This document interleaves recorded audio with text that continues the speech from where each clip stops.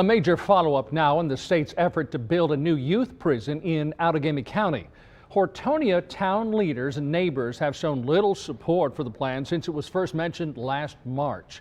Governor Evers wanted the prison built just outside New London. It was half of the state's plan to replace the troubled Lincoln Hills facility near Wausau. That plan is now dead. Fox 11's Monique Lopez shows us how pressure from Hortonia helped kill it.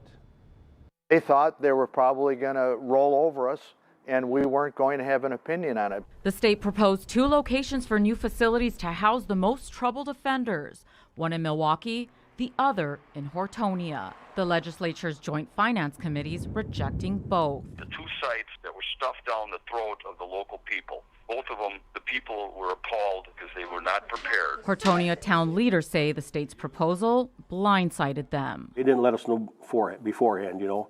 So when they did let us know, I mean, I've got phone calls from a lot of people and they're concerned about it. What are we going to do about it? Neighbors say they never got a heads up either, but they say the Department of Corrections made it clear the decision was already made. In the first meeting, they stood up and said, "We'd like your support, but we don't need it." And so what they were really telling us is that we're going to build a prison in your community whether you like it or not. And that did not sit well with me. That's when the Citizens for the Preservation of Hortonia was born. What they didn't anticipate is that we had hundreds of volunteers who gathered together to save and preserve the quality of life in Hortonia, and it worked. If there's something you don't like, I mean, you got to fight for it. And we're an awful small town of 1,100 people. And, you know, we fought for it.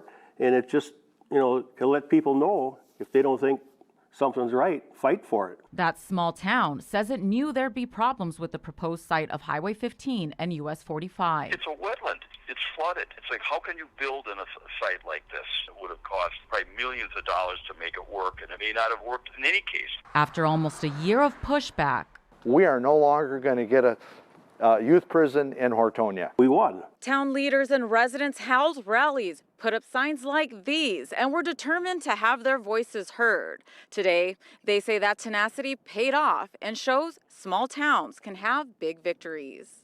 The little guy can win sometimes. In Hortonia, Monique Lopez, Fox 11 News.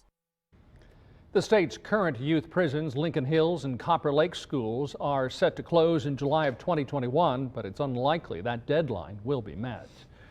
The committee did